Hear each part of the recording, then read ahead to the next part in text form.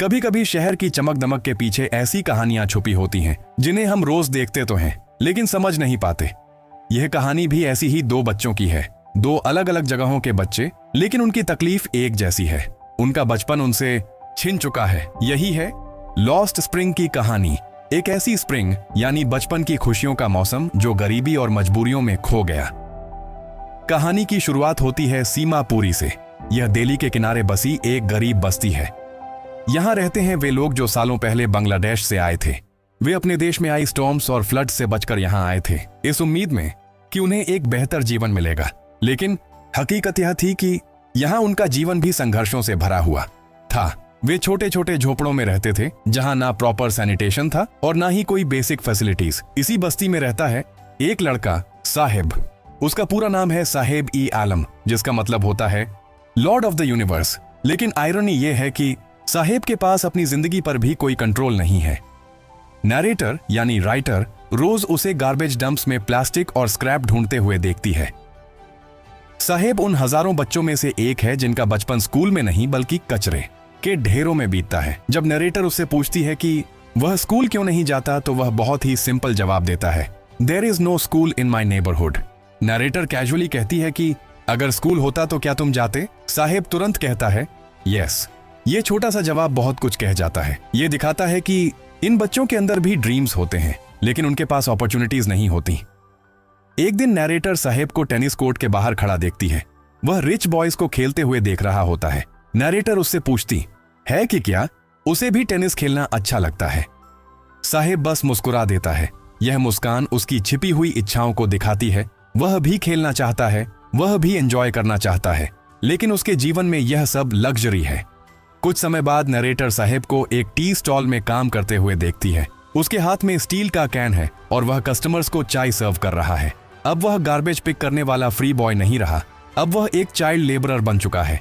यह scene narrator को दुखी कर देता है क्योंकि साहेब की फ्रीडम और चाइल्डहुड दोनों खत्म हो चुके हैं। कहानी का दूसरा हिस्सा हमें ले जाता है फिरोजाबाद में। यह शहर अपने ग्लास बैंगल्स इंडस्ट्री के लिए फेमस है, लेकिन इन चमकदार चूड़ियों के पीछे छिपी है हजारों बच्चों की पेनफुल रियलिटी। यहाँ नरेटर की मुलाकात होती है एक और लड़के से, मुकेश। मुकेश भी एक पुअर फैमिली से आता है। उसका परिवार जनरेशन से ग्लास बैंगल्स बनाने के काम में लगा हुआ है। इस इंडस्ट्री में बच्चों से भी लंबे आवर्स तक काम कराया जाता है। वे एक्सट्रीमली हॉट फर्नेसेस के पास बैठकर ग्लास मेल्ट करते हैं और बैंगल्स बनाते हैं। इस काम के कारण उनकी आंखों की रोशनी धीरे धीरे कमजोर हो जाती है। कई बच्चों की आईसाइट खराब हो जाती है। फैक्ट्रीज के अंदर ना प्रॉपर वेंटिलेशन होता है और ना ही सेफ्टी मेजर्स।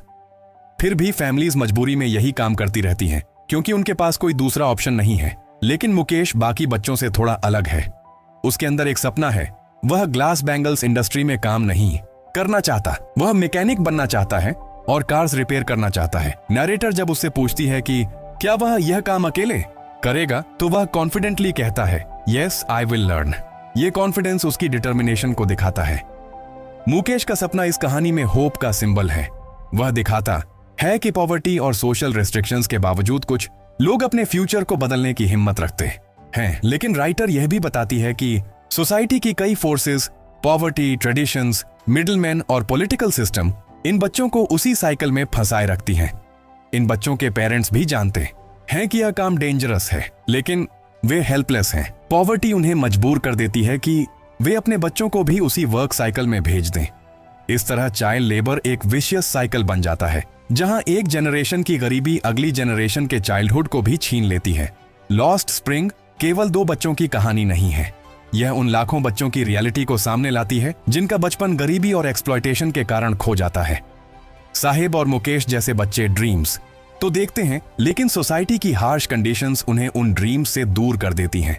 इस कहानी का मैसेज बहुत पावरफुल है। चाइल्डहुड हर बच्चे का अधिकार है। एजुकेशन, फ्रीडम और ड्रीम्स हर बच्चे को मिलने चाहिए। लेकिन जब सोसाइटी गरीबी और इनइक्वालिटी को इग्नोर करती है तब हजारों बच्चों की स्प्रिंग यानी उनका बचपन हमेशा के लिए खो जाता है। और शायद यही इस कहानी की सबसे पेनफुल ट्रूथ है कि दुनिया की सबसे चमकदार चीजें कभी कभी किसी और के खोए हुए बचपन की कीमत पर बनती हैं।